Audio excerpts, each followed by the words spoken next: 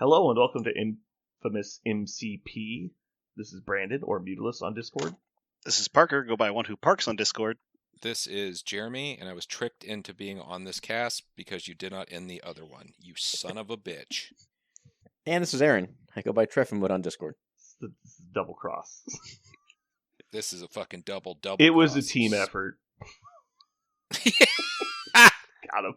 Fucking got him. So this is going to be a quick episode this week because we're just basically going to cover our predictions for Adepticon. As always, links to the show notes. News. Officially, the War of Kings box has been delayed until, I believe it is this Friday, the 28th. So that will be legal then. If you're local to KC, the Geekery has them in stock starting on Friday. So we will not be delayed any further. The Crisis card set is online. I just found the PDF.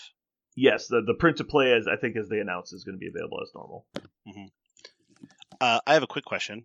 Because last time we talked, it was unclear what was going to be legal in which tournament. Do we know now? That was what I was going to bring up next. Imagine every possible permutation of legality. Oh Jesus! They've announced all of them officially as being what is going to be legal.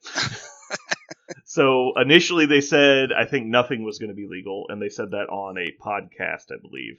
I think it was Schick doing an interview. Then they paid a Facebook post after, like a week later, saying, we take that back, actually it's all legal. And then the box got delayed, and then they were like, okay, just kidding, the missions will be legal, but Gladiator won't. And then they announced that Timelines won't have the new missions legal, but they will have Gladiator legal. And now that they know that the box is going to be in, that Gladiator will be legal on Saturday, but not on Friday, I think. And the missions are still, so that you should be cleared up now.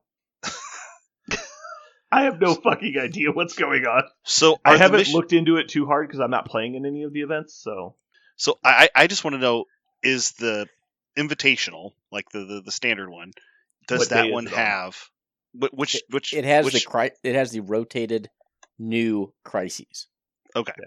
To my knowledge, all of the non-timeline events for Adepticon will be using the new missions. Okay. And all of the Saturday and Sunday events will be using Gladiator.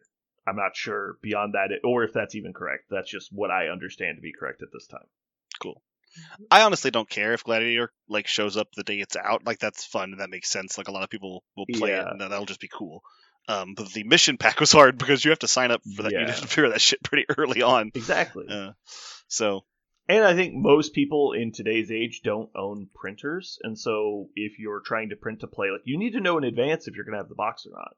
Yeah. Not to mention, having shitty print-to-play cards kind of sucks, right? When you've got, black and white fuzzy images and you're trying to read all the missions, Mm-hmm. So yeah.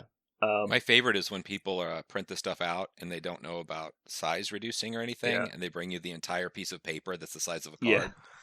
Yeah. That always makes you laugh. It's so pixelated. It's like, whoa! Here's my notebook that has the thing drawn in it. You're like, great. I think a lot of people will just be using some form of app or website on their phone to do it, and so it'll probably go pretty quickly. I do expect there to be a number of people that get the legality wrong in one of the events, and that's unfortunate. I don't think they should have delayed the product, but I don't know what information they were going on when they made the decision, so it's hard to say if they did anything wrong or not. Oh, I just realized. Okay, so the Challenger Crisis card set, the one I'm looking at right now, it's just printing the ones that are in the new ones, the legality. It's not printing all the ones you'll get with Gladiator, because some of the ones are not. I believe only one is not Challenger legal. I think it's two, right? Yep. There's one blue and one red. Oh. What's the blue one? Who cares? Who cares? Sorry, I spoke before I thought. I feel like there's some people that might care, Aaron. Who cares? Who cares? Well, fucking go buy the box. Oh, that's funny. Who cares? All right. It is Strike Team Secure Shield Relay. It is a D for Diamond deployment. Who cares? This is the reroll. This gives you the miles leadership while you're within 2 of a blue. No wonder it's not legal. Yeah. Thank God. Okay, that's good to know. I was under the impression it was only the one mission that wasn't legal. So I'd like to set the over/under on number of people that don't know what's legal when they sign up when they get to the event at 12. Oh man, yeah, it is. It's going to be. I'm going to have to look at my opponents, like all 6 of them, every time and be like, okay, which ones are actually legal? Are any of these illegal? And I'm sure I'm going to mess up. I'm sure I'm going to play on an illegal scenario at least once because I'm not going to remember which ones are and which ones aren't. I'll have to try really hard. All right. So Parker is the only one playing in any of the MCP events this year, and you're playing in the Thursday heat of MCP Worlds, I think is what it's called. Championships. Yeah, whatever it's called. I'm not sure what the name of it is. It's just the standard. I don't know what it's called. I just know the sound it makes when Parker is upset. When I play. No, I won't be upset. That's the best part about this time. I am so excited to just go and play games. I want this to feel like the last thing I did at Adepticon for MCP, which was the Timelines event. I loved the Timelines event because everybody was kind of doing new things. It was the Wild Wild West, and everybody was just super chill. A lot of players just loved the game and loved opening up their collections and playing new stuff. I still think there'll be some sweaty tryhards because this is the big show. However, I'm looking forward to a lot of people trying new missions. I think a lot of people will be like me and have only played them maybe 5 to 6 times, and I will be surprised if every game I play was against people who've played every mission, more than once or if at all. So I think it'll be fun to play a bunch of new players from across the world who have never played this kind of stuff before, playing the models they enjoy. I'm really excited about it, actually. I think it's going to be really chill. You always enjoy, the thing about you, Parker, you always enjoy and showing brand new players how to play the game. I like you being able to say it as eloquently as you did, but we all understand what you're saying. Jeremy, I think you're putting a very fine point on it, and you're being very gracious when you do. Oh, so you've only played 3 games, huh? You know what?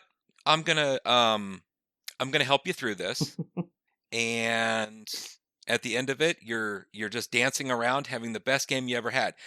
What I can say is I remember the last game Parker had, and it was slaying Kenny for his last game. He played MCP-wise and letting him die and bleed out there. And now he's just a husk of a man. You know what? Because we're bringing up the past, I will go ahead and say that I played an MCP game. The last MCP game I played against a brand new player, I lost. And I didn't try. I just played. And I wasn't trying to step on his throat. I just played the game, and we talked about the game, and he had a really, really good time playing. So I will say that it is possible. Now, that is the minority. I'm going to point out the fact that you just pointed out how you didn't try and let him win. It just happened on its own. What I mean is I didn't throw the game on purpose because he was new. I played the game, as I played the game as it could be played, right?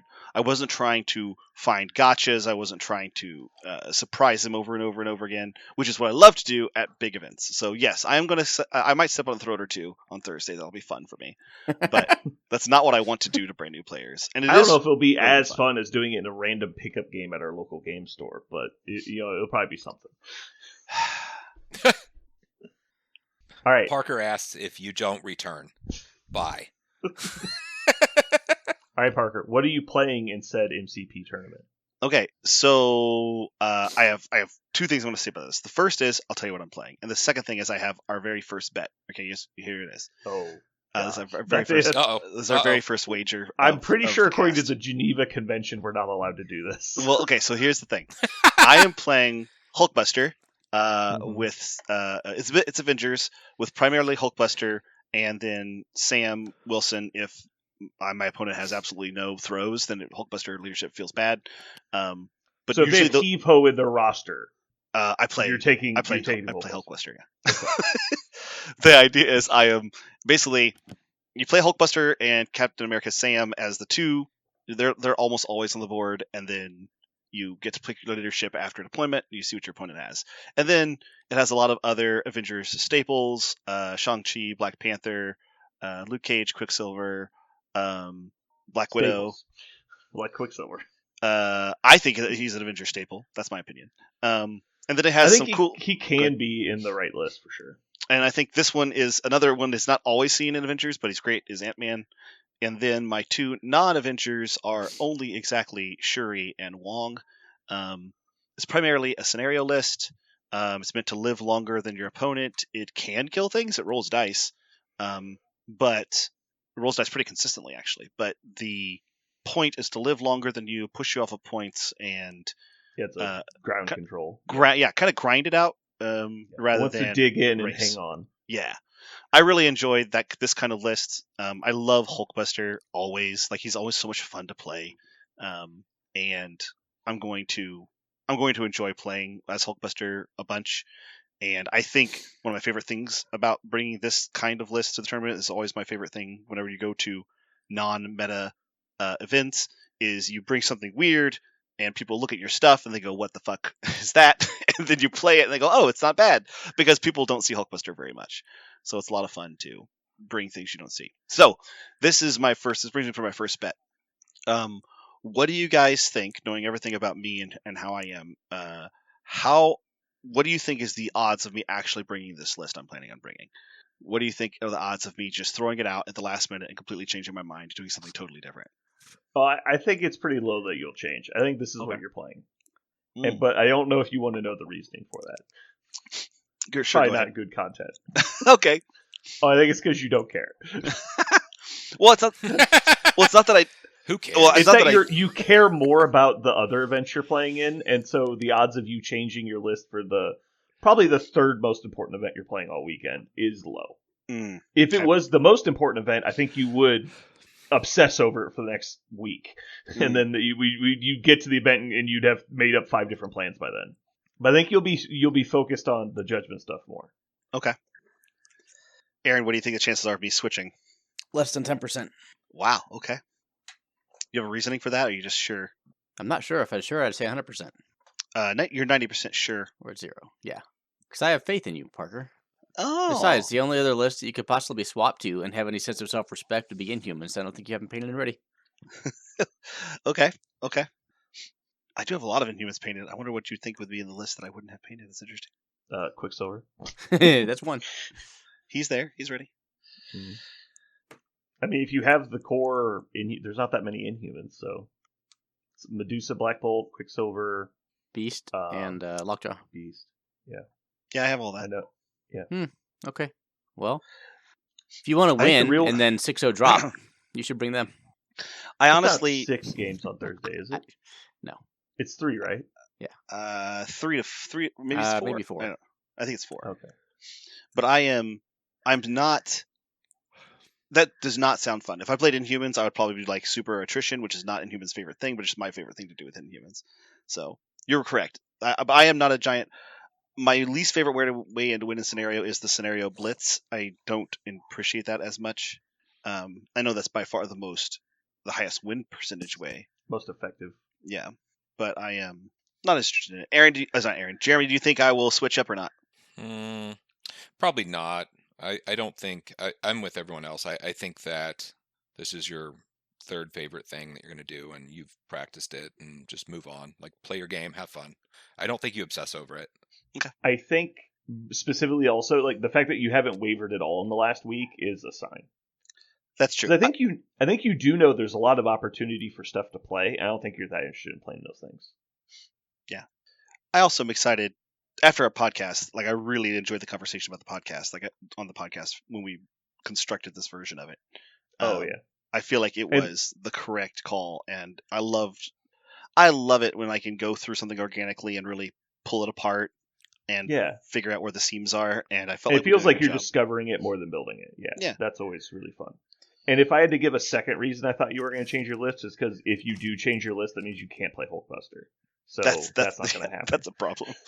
Yeah. I love Hulkbuster too much. There's only one reason right now that I'm considering changing, because it's none of those you guys listed. All those are reasons why I'm probably going to play it. There's only reason why is Hulkbuster is so fucking tall.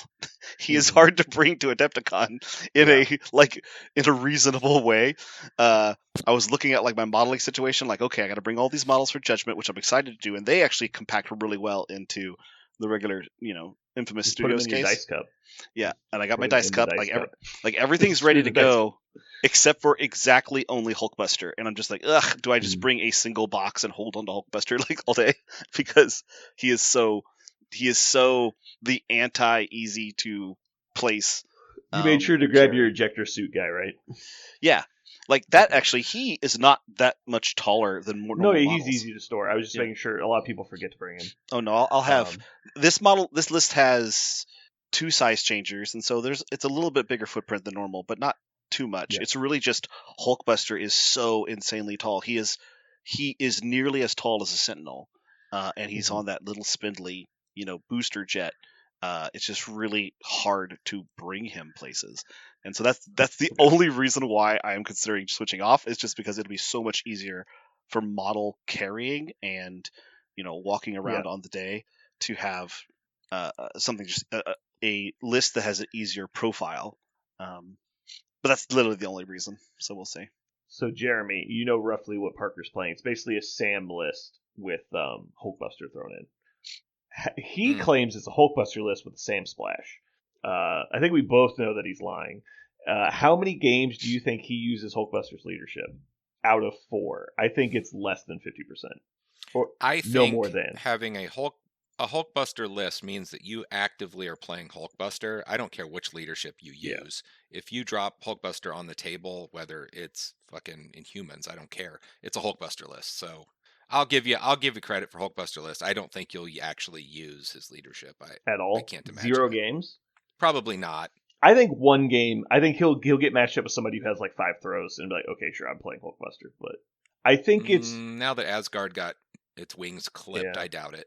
But Hulk is still somewhat popular, and a lot of the characters can throw. I think we'll see. I think he'll have 1 game that he's playing Hulkbuster leadership.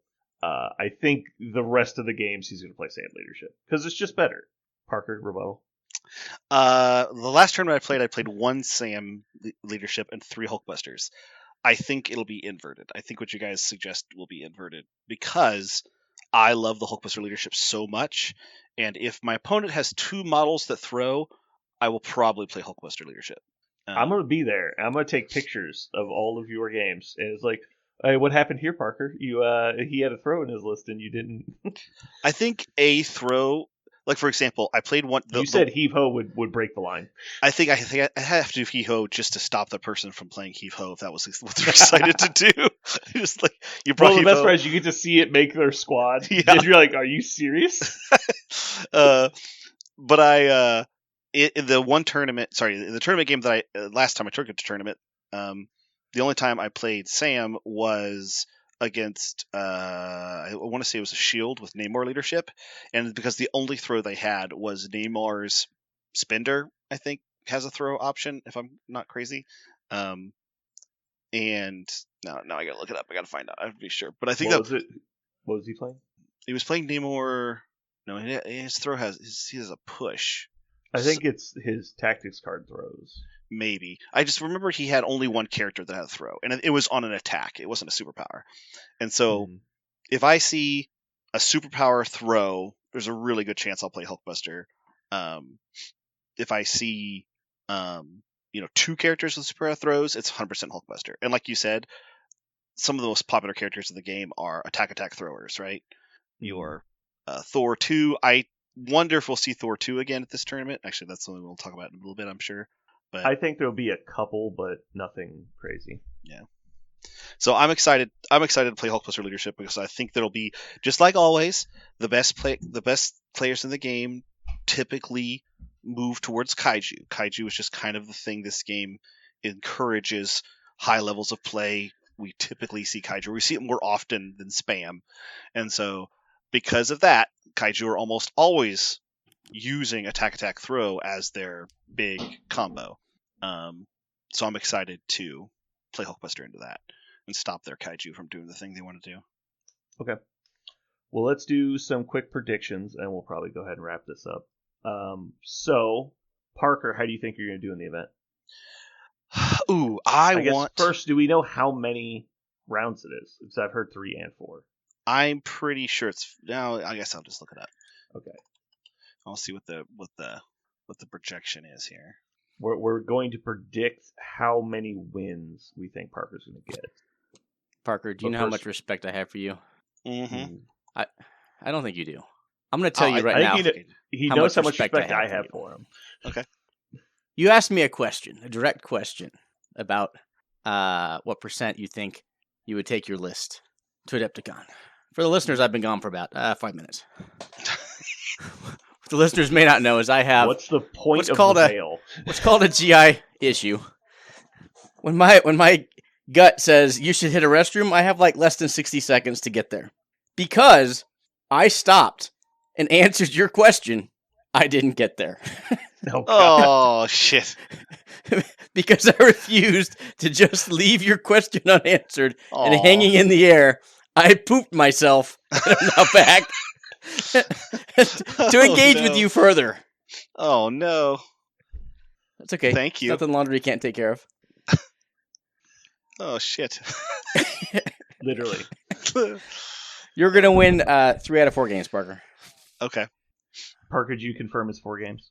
I'm looking to see what, because it's called like Heat 1. We're going to assume it's 4 games. I'm looking for it. All right, Parker can keep looking. Jeremy, do you have a prediction on number of games he's going to win?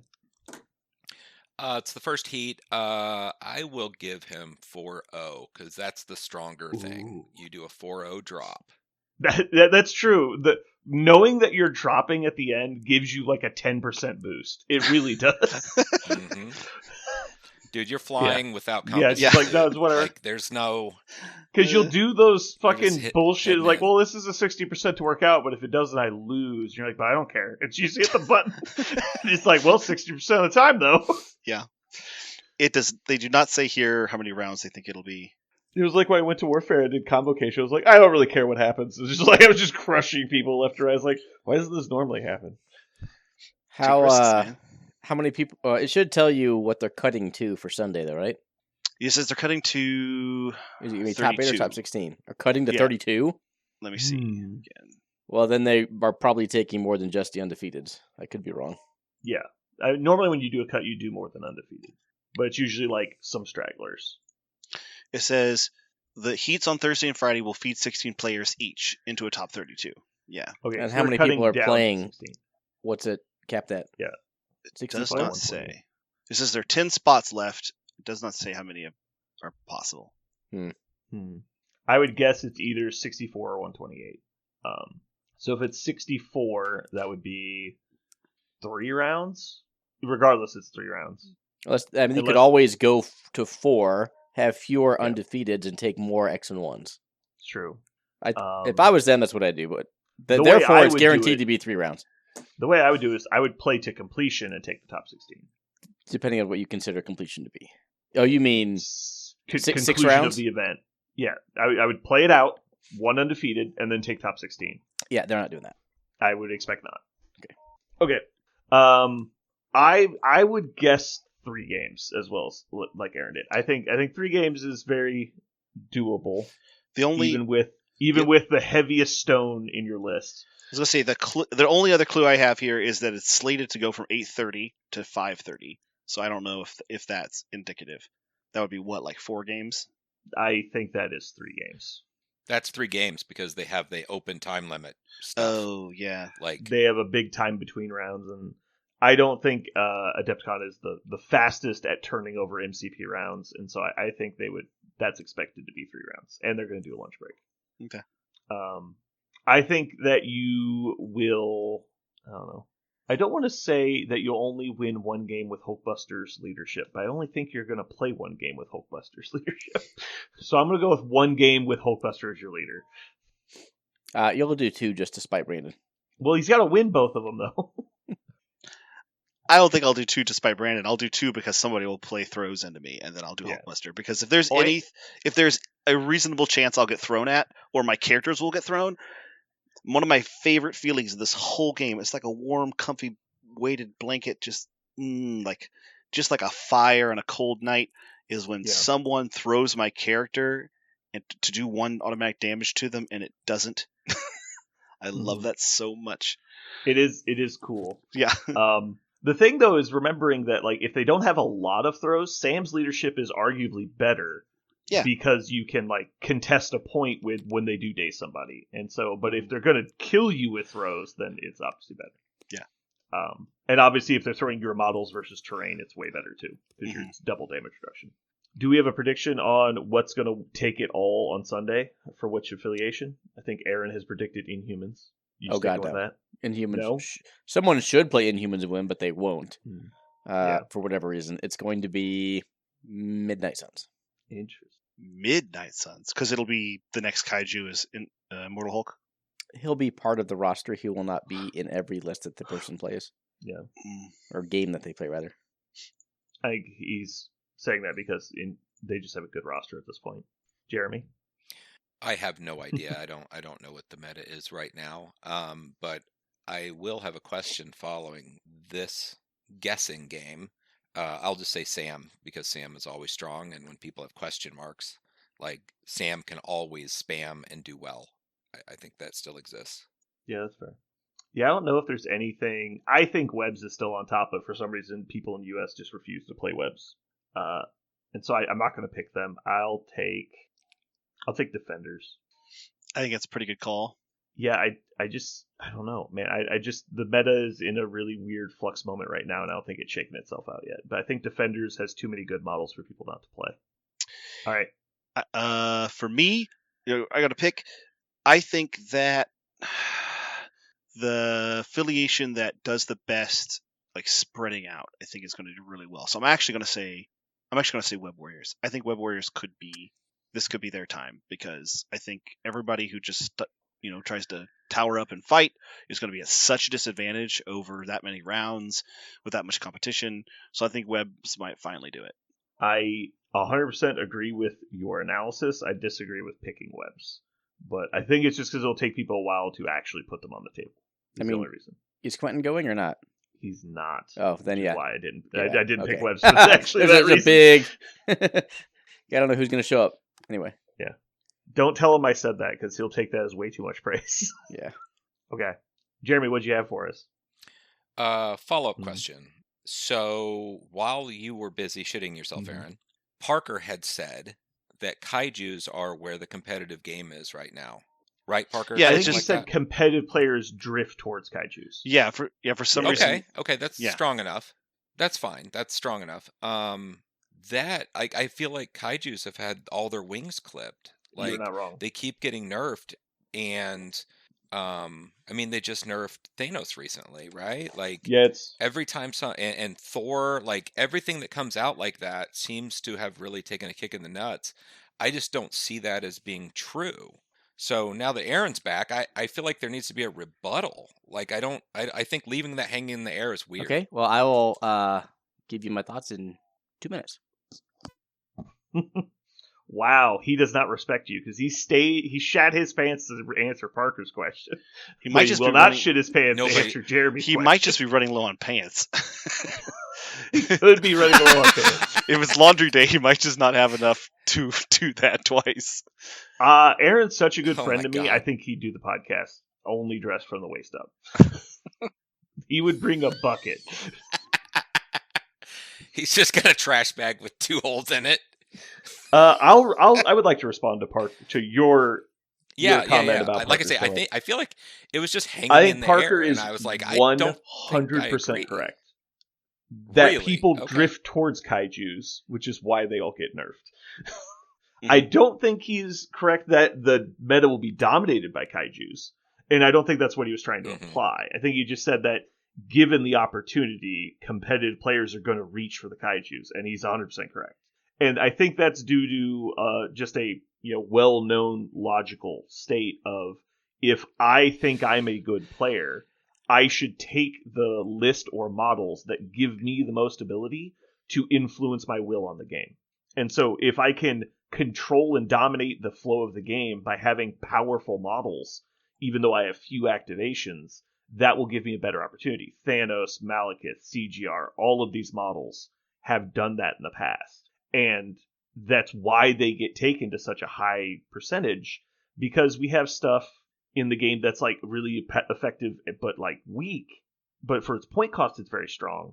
And those models, while good, don't get nerfed because they can't dominate a game in the same way. Like for a long time, we said Shuri was like impossibly good for her point total, and she ended up getting nerfed eventually, which was I think good for the game. But she was never played because she doesn't dominating the game like Malekith is, right? Because it's basically magnifying the potency by a higher threat total, which is affecting more of the game. Does that make sense? It makes sense in the. I think priority is really all it comes down to when you're taking these big models. Can they exist long enough and maintain priority regardless? And if you can do that, that is potent. But they keep taking out the claws of these things, and they can't carry their weight class anymore. Agreed. I don't think Kaiju is a viable list right now. The only one that is still functional is, Immortal Hulk and Midnight Suns. I could see that. Yeah, I think you'll see a lot of Immortal Hulk there played by top players. I think, and that's what I meant by the Kaiju thing is they gravitate towards them, and as soon as you nerf one, it doesn't actually ruin people's ability to take them. It just means you move on to the next one. So I disagree. I disagree with the analysis there because I do think the Immortal Hulk is a powerful list in Midnight Suns, but I think we've shown over the last 2 years that without help, it can't do enough. And I think the meta change we just had pushed it further from that list succeeding, not closer to it. And because there's now a higher scoring, more spread out on average, even though it's a small increase, it's still an increase. We've already seen, like, how many times have we watched somebody deploy Immortal Hulk against Quentin, and it's not a game. Like, it's just not a game. I had the same thing happen at WTC. I played against Immortal Hulk Midnight Suns with Web Warriors. Like, that game was impossible for him to win. There was no amount of dice Hulk could have rolled to save that game. Because it was just too spread out. He can't affect enough of the table. Mm-hmm. He might kill 2 people by turn 3, but it doesn't matter. Because I've still scored 16 points. And so that's why I don't think Midnight Suns is particularly popular. But I think there are people that like playing it or think that it is good. And they are championing it much in the way that every faction gets represented at some point. And I think those people are dangerous. I don't think it's a bad list. I just don't think it's a top tier list. And I think we'll see it anyway because it's Kaiju, and that's what people will. Yes. People like me and Jeremy like Kaijus, and it's more fun to play those types of models. And like Jeremy said, priority is one of those powerful mechanics where it's like, if I get to make the decisions, I can invalidate your decisions. And so the simple fact that I get to choose is how I want to play the game. Mm-hmm. Are Kaijus dead, Aaron? Parker's more or less correct here. I think they are harder to effectively put on the table and play, and you're going to need more reps and a backup plan. You can't just put down Thor 2 and Bill and be like, Thor 2, Bill, and Researcher, looks like I win. Right? Because that combination doesn't work anymore. It's really the ease that went away. I think both of the good Hulks are still overtuned. I think the list that wins will have a 6+ threat in their roster. I think they're going to want to play that 6+ threat, but I think they're going to have a backup if they ever have to play on a map that isn't conducive, right? And that doesn't necessarily mean a D. Like, if you need a 6-threat Hulk to just go own a secure, he picks up an extract, sits on a secure, and just owns it the entire game, and there's nothing their opponent can do about it, that's winning, right? And then the rest of your list can focus on the other side. It's not necessarily a waste of a 6-point, is I guess what I'm saying, despite the fact that he's not, beating people up down the middle like you would want. I think we talked yesterday about how the overall threat potential of mission combinations has gone up. However, clearly, if you are playing attrition, you don't bring those, right? There are still 3-point missions, right? So you take Alien Ship, Montesi, Legacy Virus. There are still 3 3s, and if you're going to play the Blues, Deadline, Meteors, and Fisk, or something like that, still gives you more of a center scrum while dialing back some of the scoring, at least what you can control, right? What you bring. So I think there's already a lot of people not playing Gamma anymore. So I think it really was just the loss of demons. Intrusions is also great. So I still think that attrition is very viable to include Kaiju attrition. I think that's a question is more than a statement.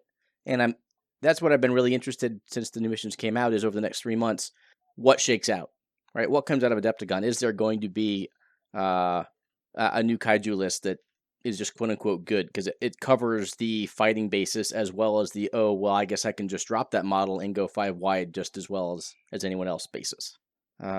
Anyway, that's why I think Midnight Suns are very good. I think Defenders was another great call. Let's plug Hulk in. Oh, I don't want Hulk. Okay, I guess I'll run 5 wide then. Right? They can play both versions of the game just fine. I mean, that's. Do you agree with him? I was gonna say I'm functionally doing that with Hulkbuster, right? I'm playing a bunch of 3s, 2 4s, 2 2s. Like I'm going to go wide with the exception of my kaiju. I just wanted my kaiju to be Hulkbuster, and so I planned for that. But it's a very similar strategy to the one you just mentioned, Aaron. Yeah, no, you're wearing skates. You're just choosing to go uphill. Yeah. I do think you're perfectly set up to counter those people. Like, I don't know how a Hulk list is supposed to be you. Right. And so that's obviously up to your opponent to realize that in, list construction. But I think a lot of Midnight Suns lists would struggle against that Sam list or Avengers list, I guess. Yeah, that is the idea. I would like to see that happen. We'll see. Yeah. I just don't think you'll get paired against any Midnight Sun players. Thanks for the I guess question, we'll call it, Jeremy. That was a good conversation we got. Well, adding value. I'm trying to understand why people play this game. Yeah, it's a conundrum. It's but honestly, they keep taking away models that or changing the models that I'm enjoying playing every single time. So I guess bad on me. I'm in exactly the same mindset with you. Everything I like about the game gets banned or nerfed, and so it's just that's I fine. basically they just keep taking all my favorite things and then they give me new stuff I don't like and tell me to play with it. Is basically how the game works. I think when they started introducing the big guys and doing the priority stuff, I think it was like, oh, we can play this game like this, and that's great. And then continuously kind of pushing back on that, changing rules and scenarios or whatever, and it's like, I guess the way I like to play is not the way you're supposed to play it, like this, or it just okay. Yeah, I think everyone would agree that there was definitely points in the game where, like super tall kaiju lists were definitely overpowered and busted. And then they got corrected to, I think, an acceptable point, and then maybe they could have gone a little bit more. But I think they've gone well past what would have been an acceptable line. And I understand that it's hard to balance like the crazy stretches of ranges they've done. Because you can build a 3-wide list at like 19 points. And then you can build a 7 or 8 wide list at 20, and it's like, okay, well those two things don't interact well with each other, obviously, and so it's hard to build a game around that framework. And I think they probably got a little ahead of themselves with bringing new stuff into the game too fast. So before, in some of the other conversation we had talked a while back about natural predators, and maybe you guys have covered this recently, and I just don't know. But is there still the proper amount of predators when it comes to stopping webs, stopping this full scoring, full blowout teams? Like, because at least before, some of the strong models were able to just ace models off the table. And it's like, well, you can't do it. Like, you can't just have 100 models that are super fast and you just can't catch them. Is there enough predators in the game? That's what I'm saying. What's the opinion on that right now? The feeling I've gotten is that they want you to basically just do it with 4-pointers and maybe 5-pointers. Mm-hmm. Instead of having a 6 or 7 threat that's going to run like one flank, they want you to play like Shang-Chi / Logan and just like run in and just like do 4s versus 3s. Like the go wide versus not go wide list, that's what they want. They want 3s versus 4s instead of like 7s versus 2 3s. Maybe. That is exactly sense. Yeah, that is exactly what I was going to say. I think what they've done is they've set the 5s up to be like 5v3 is kind of, it's getting closer and closer to that kind of delete button that you're talking about. Because old 5s, you needed pretty high variance for that, but some of the new 5s, you don't need that high variance. They're just going to die. But that means that if 1 5 beats 1 3, then that person's other 2-pointer is now going to be free to do whatever they want. So it still favors the scenario team. And we've talked about that. But so Jeremy, just for an example, I played a game on Thursday. You watched the first part of it. Mm-hmm. My Inhumans list against CJ's. What was he playing? It had some X-Men models in there. Not what was New it? Mutants, yeah. It looked New Mutants. I think that's what it was. It was I think not he New stopped Mutants. playing New Mutants. Really? He had Magic. Oh, it was Apocalypse. Yeah. Oh yeah. So there you go. Right. I'm playing Die Hard Scenario. He's playing 6+ threat Apocalypse. I go up so much on scenario because can you borrow that Quicksilver, a hammer? I go up 5-2, and then I score the next one 5-3. So I'm up 10-5 after 2. And I'm looking to score the game out on 3. I end up not doing it because it's not a bad player, right? You make some right moves, to get some good dice, ends up killing some models with extracts. I win the game 16-15. And if he has a little more better dice, it goes to turn 5. After I was up 10-5 on 2, it didn't end till 5. So I still think scenario is quote unquote where it's at. However, if you're going to play that game, you're just going to roll some defense dice, and if they fail, all of a sudden it swings in the attrition player's favor. Okay. So, scenario might be advantaged, and we can talk about why would you play anything else unless if you wanted to win, but that advantage isn't like 90-10. It's probably like max 60-40 and probably even closer to 55. So I think there are many very viable list archetypes right now until proven otherwise. I think you can run tall, you can run wide, scenario, and you can run attrition. Whatever you want, and I'm not convinced one is the bee's knees yet. Yeah, I think like the biggest gap in those like two strategies would be maybe a 60-40, depending on like the individual like moment in time you're talking about. But it already, like, let's say it was an even 50-50, right? Like, all lists are even. It's already daunting to try and win a tournament in a 50-50 type scenario. Yep. And so if you give up a single percentage point, it feels like, okay, well, now it's rough. And there's like, you're talking about like a 5% gap means he has a 10% chance better to win a game than I do. And I have to win 5 games in a row. It's like, it just feels like, what am I doing? And I understand that in a single game, it doesn't feel that bad. But when it's like you line up against like 3 bad matchups in a row because people have caught on that it's the better way to win, it just like, it's not that I feel I can't win. It's that I am unmotivated to try is really, I think, what kills my motivation. So here's an interesting math problem I just did while you were talking. Mm-hmm. If we assume that, let's say, scenario has a 60% chance to win versus, say, Super Kaiju at 40%. Yeah. If you have a 40% chance every game, your chance to win 5 games in a row is 1.02%. Mm-hmm. If you have a 60% chance to win 5 games in a row, what do you think your chance to win the tournament would be? 25%. No. I think it's like probably 3.5. Parker? 6%. 7.8. So the 20% gap goes down more to likely. Yes. Either, 6% difference or 6 times more likely, depending on how you want to interpret the data. Now, here's the problem when you actually take that into like its full viewpoint. What happens when 75% of the player base is playing that 60% list compared to, or archetype, not list, versus what you're playing? Well, that was the same thing. Locks that. No, exactly. That's what locks in those percentages. Yes. Because you're talking about like, I have a 1% chance to win a tournament and 5 rounds is 32 players. It's like, it should be more than 1%. But the diminishing returns is really just raking you over the coals. Well, it should be about 4.5 or so, right? Or 3.5 if there were 32 players, right? If you even odds would be 32%, ish. So your odds are cut by 2/3. Yeah, and that's assuming that you're again going into the 60% matchup every time, and exactly that's worst case scenario. Yeah. But again, that's all I think about when I'm building lists. Sure. Which is not what I should be doing, right? It's absolutely not what I should be doing. I should be thinking about what I want to play and trying to have the most fun. And I just struggle to do that because I've viewed this game as a tournament game for so long. So I have a tangent real quick, what you just talked about. God. I know. Well, I've been shitting Jeremy for 45 minutes, so and now I have angry. something to say.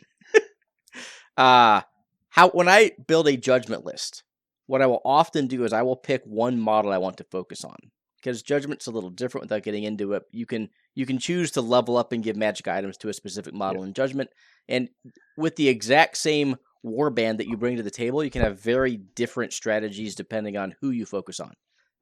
And I, perhaps subconsciously, I think have started to do that over the past year in MCP as well. For instance, earlier this year, I said I'm playing Hellfire, but I'm playing Swan in Hellfire. And I'm seeing how much work I can specifically get out of Black Swan when I focus on playing her as much as I can with this leadership. And so it's less about bringing a holistic team and more about, I'm going to pick this and build a supporting cast. And it's been really interesting, and that's all I can say. And I wonder if Parker's kind of doing the same thing with Hulkbuster. Do you know what you call that, Aaron? You call that a kaiju list. Oh, is that what you call? That is You have not one what big you call model it. that everything funnels into to make better. I would not call. Welcome to Black playing S- kaiju. I would not play Black. I No, would it's say Black this Swans concept. You're trying to maximize one model. That's kind of how me and Jeremy already play. Oh, okay. Mm. Well, I've enjoyed my experience in the gutter. Then what can I say? Well, you go. That's fun. Maybe I should You have played play more Apocalypse kaiju. next. You should see how much you can funnel into Apocalypse's backside. Okay. He's gonna sit on a traffic cone for you. Yes, Aaron, that is what I've been doing recently as well. Like I was like, I want to play Elsa Bloodstone, so I know I'm playing Elsa Bloodstone. What can I do to play Elsa Bloodstone? And I've also made that switch. Like I'm playing Hulkbuster. Like what can I do to play Hulkbuster? I have been really enjoying. So far they've been leaders to play around, but I think you've gone another step and said, what if I picked a model?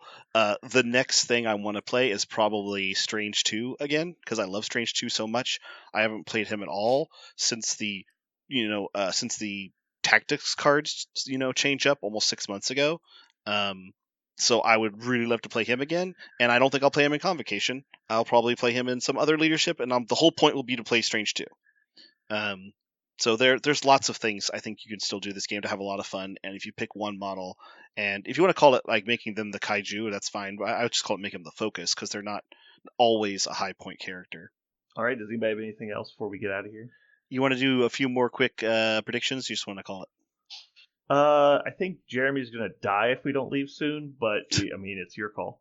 Let's just do 2 easy ones. Most taken character. I'm really excited to see what Aaron thinks about this. Go, Aaron. Shang-Chi. Ooh. I'll say Black Cat to be different. Toad. I'm going to go with... I'm going to go with this just to see if it happens, just so I can be mad about it. Beta Ray Bill. Because it's happened so many times. What if it just keeps happening? It's not going to happen. Jeremy? I already said Toad. Toad. Toad. I like that. What's next, Parker? Most taken tactics card. Why do you even ask that? Non-restricted, right? Non-restricted, yeah. We all know it's Brace for okay. Impact, but what's the non-restricted tactics Survival. card? It should be Venomized, but it's actually going to be Joint Effort. Ooh, Joint Effort is a good call. I do not think Venomized should be the number one taken tactics card. That's crazy. Not my fault. People not have fun. I think it only works with some characters, is why. Works with every character. Yeah, It is survival super works fun. with every character. Jeremy, I honestly have no idea. I don't know. what's the popular? There's one that should be restricted that isn't still. Is it? I think it's survival though. Survival I is, would- the, is the most ubiquitous one. I would say Joint Effort as well. That card is just Yeah, stupid That's sick. a good pick. It is really good. I'm also going to say Okay. Joint Effort. Most played mission. Yeah, I wanted this one. I'm going to say... Are we going to do one secure, one extract, or just do it? Just everybody pick one. Okay. Parker, go. I'm trying to find the one that... Oh, okay. Deadline to Destruction. I'm going to say Deadline to Destruction. I figured you were gonna pick that. Aaron, It's Hammers. interesting. It is I'm gonna definitely not Deadline. I will put money that Parker's wrong. It's not. I think it's not Deadline, but it could be Deadline. I just don't think it will be. I'm gonna go with. I'm gonna say Terrigen Canisters, even though I should pick Scoundrels because every fucking person's gonna be playing the 5 blue. I'll say Yeah, we'll go with Terrigen Scoundrels Canisters. as well. Or Scoundrels. I will pick Scoundrels. There you go. The reason I think Terrigen Canisters is because I think all of the people who think it's good against high-scoring teams because it makes them slow are wrong. I think all the high-scoring teams actually realize this is good for them. And so I think that's what's going to happen is both sides take it thinking it's bad for their opponent. And one of them is correct. I think Right. Unexpected Yes and Affinity Formula round out my top 4. We'll see. Yeah. Even-numbered extracts are going to become very popular soon, I think. For the same reason. Both sides think they're good for them. One side is right. Okay. Well, thanks for tuning in, everybody. Hopefully you had a good time. I know Jeremy didn't. This has been Brandon. And Parker. And good time, Jeremy. And Aaron. And you just listened to Maybe He's Running Out of Pants.